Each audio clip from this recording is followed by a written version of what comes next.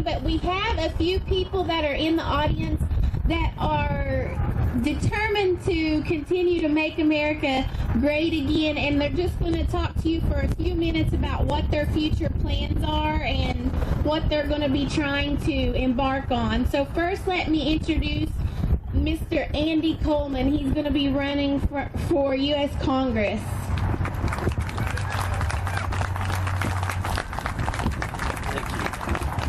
Hi everyone. Wow, sorry that was loud. It's great to be with you all celebrating what's going on in our country today. My name's Andy Coleman. I know a lot of you probably haven't encountered me before, and there's a reason for that. I graduated from the Air Force Academy, served as an intelligence officer in the Air Force, in the Army, in the Middle East for many years. Thank you. Ended up going back into law school after I became concerned with a lot of the policies that I was seeing unfold in the United States, here domestically. I served as an officer in the Christian Legal Society, an officer in the Federal Society.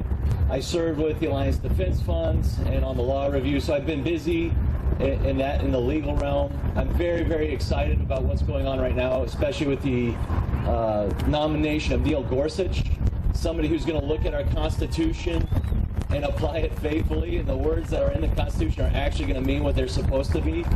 So it's an exciting season.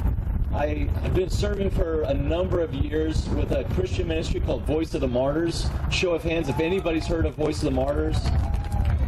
They are a ministry that serves the persecuted church in the most difficult countries on the planet, and I've been running their efforts in the Middle East now for 5.5 years.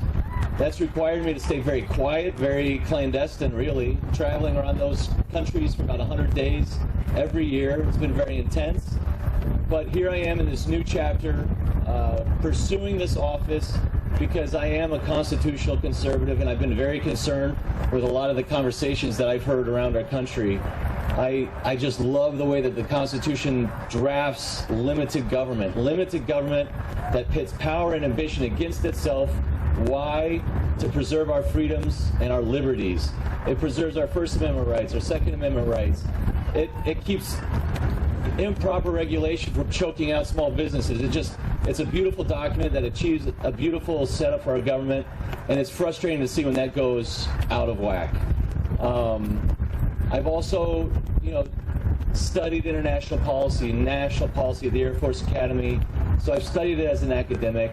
I've been a practitioner in this world as an officer in the military, and I've also had this interesting third lens to view what's going on around the world and what's going on with our country because of these areas that I've been having to travel in. So I've seen when things really don't make sense for the United States. I'm very grateful for this new administration. I'm very grateful for the people that have been appointed in these different positions. I'm so grateful for our military. I think that as soon as General Mattis's name was mentioned by Trump, morale in our military, boom, it went through the roof. It's a new day. It's a new day in America. I'm grateful, and I pray that I can be of some assistance to the wonderful families of the 1st District of Oklahoma. Thank you very much. God bless you guys.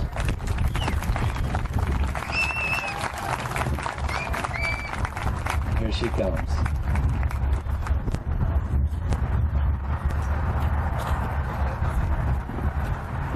Thank you. A second U.S. Congress hopeful is Scott Pendleton. Scott, welcome, Scott.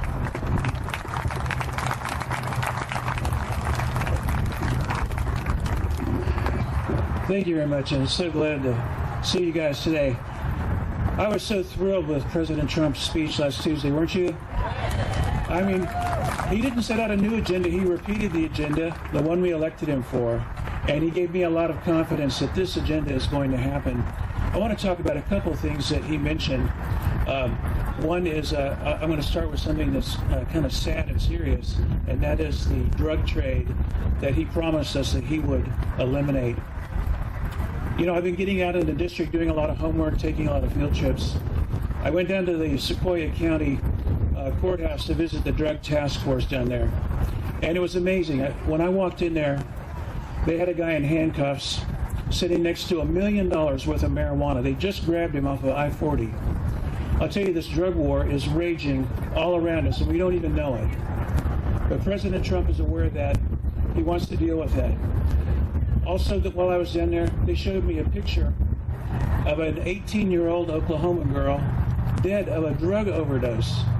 I mean, it was shocking. And her body was still fully clothed, but she was stretched out in a bathtub. Like, how did that make sense? Her eyes were open, looking into the police camera, seemingly. And I'll tell you what, if you want to ever get determined to end the drug trade, just look at a photo like that and see our young people dead. That's our future. When I saw that, I knew I was going to give it everything to get in this fight and end this drug problem. A lot of it comes in from Mexico. Some of it is from, it starts with prescription drugs. We've got to get that under control. On the economy, I'm very thrilled that this emphasis on infrastructure. On Tuesday, before Donald Trump gave his speech, I was down at Weber's Falls visiting with the Corps of Engineers at Lock and Dam 16 on the Incarns Waterway. $2 billion worth of trade goes back and forth on that waterway, but the facilities are 50 years old. This is the end of their design life. And so we talked about the overdue maintenance that's needed on that. Now I'm glad to say that Governor Fallin has given to the president a list of things that we need to address like that. And some people are going up to Washington next week to meet with all the congressmen. So I'm glad that's being addressed, and it needs to be addressed. You know, there's a lot of people who have never seen a really good economy. You know, 1.6% growth, that's inadequate.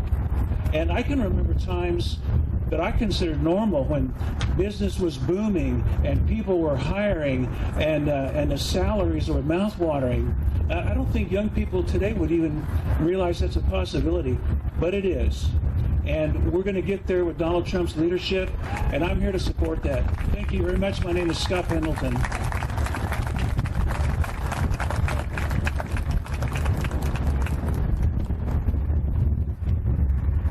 A friend of mine is also determined to help make America great again, Kevin Hearn. Thank you very much, Shauna. Watch this stuff. Thank you, Shauna. Okay. Thank you. My name is Kevin Hearn, and I think Senator Dom said it a minute ago about the freedoms that are enjoyed by the Constitution that were so corrupted by this previous administration. One that prevented guys like me that were small business, that are small business owners, that created a lot of jobs. I tell you, it's been really. Did you know, friends, that 94 million people are not working today? That's the highest it's been, the lowest participation rate by the workforce since the Jimmy Carter days.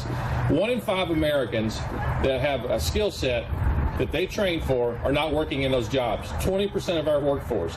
And in 2008, since then, we've had the highest number of failures in small business. If you think about where our job creation comes from in our middle-class America, it comes from the manufacturing jobs, the very jobs that President Trump is saving in America. So we should give him a big hand for that as well, for what he's doing for us. And if you think about where big business comes from, it comes from small businesses. There are a lot of small business owners here, and every big business comes from a small business. And if they're failing at an incredible rate, where's our middle class? Where's our manufacturing going to be in the future?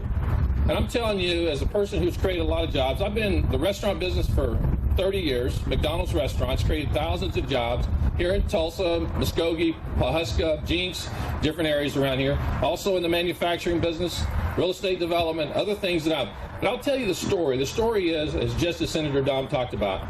It's the story of the American dream. It's the freedom to succeed in America. I was a guy who was born in a military family. My dad retired from the Air Force in '83 on July 4th. And when my dad went to Vietnam for the last time, my mother said, I can't do this anymore, and she got divorced. And she married a guy that was really, really not a good example for us. And we lived on food stamps, moving house to house, and not a good life. Many of us, there's people out here who had that, I know, and it's tough. But I will tell you what we learned early on, my brother and I, was about work. If you worked, you could have economic freedom. You didn't have to depend on anybody else. And folks, I will tell you, the government has never created a wealthy individual. Never. And we've got to get,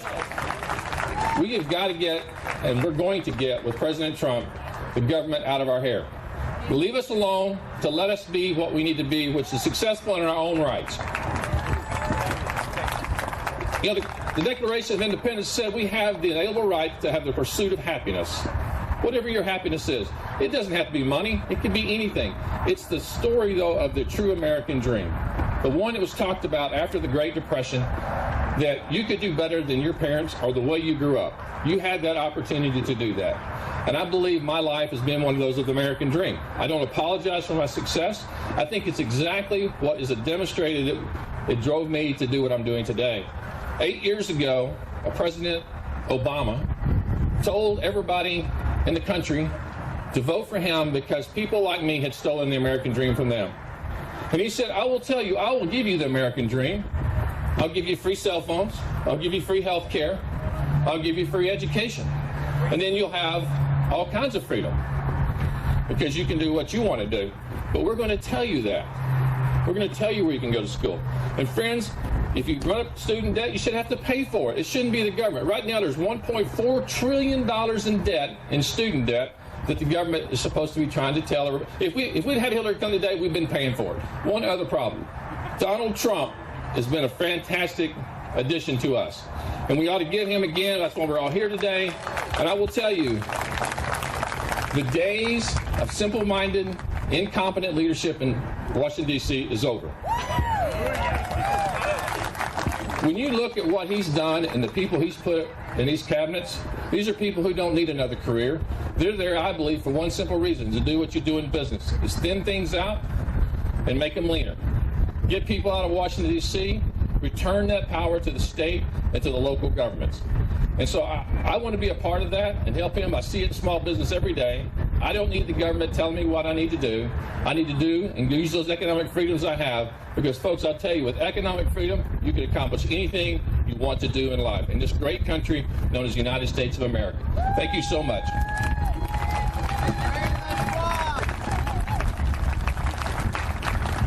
Thanks, Kevin. I have looked around and I don't know if Danny Stockstill is still here. Danny, are you here? I don't see Danny, so Gary Richardson, if you'd like to come up and say a few words. Gary has an exploratory committee for governor of Oklahoma, and he's going to just talk for a few minutes, and then we will move on to Matt Pinnell. Thank you very much, and it's nice to be here and exciting to see all the Trump signs.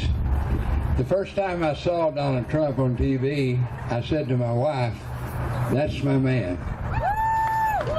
And here's why I said it. I gave her two reasons. One, I may not agree with everything he says, but I believe he believes what he says. And secondly, I believe this man has a heart for the people. Can you say great? Yeah, I believe he has a heart for the people. I'm looking at running for the governor of Oklahoma. And I'll tell you, in my opinion, the reason Donald Trump is able to do what he's displaying today is because he is not compromised by politics.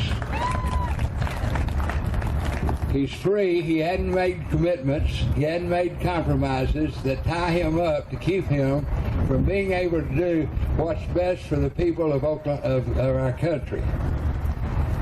If I become governor of Oklahoma, if I announce it, which I at this point plan to do, if the people tell me they'd like to see it, I will not be compromised. We will see things happen in this state that need to happen. 4 things I've said I would do. One of them is, in the beginning, do a forensic audit of the turnpike. Something that has never been done in this state. As a matter of fact, the only person that can call for an audit of the turnpike is the governor. We have never had a governor in our state call for an audit of the turnpike. Never. Don't you think it's time? I'll do the same thing with the Grand River Dam Authority. I will call for a forensic audit. I just spoke in Muskogee, and there's a CPA there, and he said, "Mr. Richardson, when you say you will call for a forensic audit, That implies that you think there could be some corruption. Do you? I said, absolutely. I'm a former U.S. attorney. I was appointed by Ronald Reagan, served in Muskogee. As a U.S. attorney, I prosecuted county commissioner cases. I was in Ronald Reagan's home before he became president. I was one of two from Oklahoma, one of two Republicans invited out there because I was part of the Christian coalition. And I heard him ask one question I remember and one answer given, and this is a lot of what I am today and have been and was, and I think most of my life. He was asked, Governor, if you became president of the country, how is it that you think you could be effective in Washington, D.C. with the Congress and the Senate dominated by the Democrats? His answer was this: if I believe that there's something good for this country, and I put forth an idea, a resolution, or whatever that's good for this country, and I have a congressman or a senator that does not support me, I don't care if it's a Republican or a Democrat. I will go to their people and I will tell them to vote them out of office. That was Ronald Reagan. I believe we have a president today that will do the same thing. I'm fired. First inauguration I've ever been to was President Trump's. And it was a great event. It was a great event. And I want to say today that God is blessing our country. Amen? God is blessing our country. There's only one reason this man should have won. Right there. The Republican leadership was against him. The Democratic leadership was against him. The media was against him. And money was against him. Only one reason. God has a plan for our country. He has a plan for our state. I want to be a part of it. When Frank Keating ran for office, the Republicans had come to me first, and I turned it down. They went to D.C. and met with Frank. Frank said, I'll call Gary and talk him into it. He called me and I said, Frank, it's not my time. Why don't you come home and run? So we made him a partner in our law firm, and he ran for governor. Well, folks, with every fiber within me, I do believe it's my time. Thank you so much, and God bless you.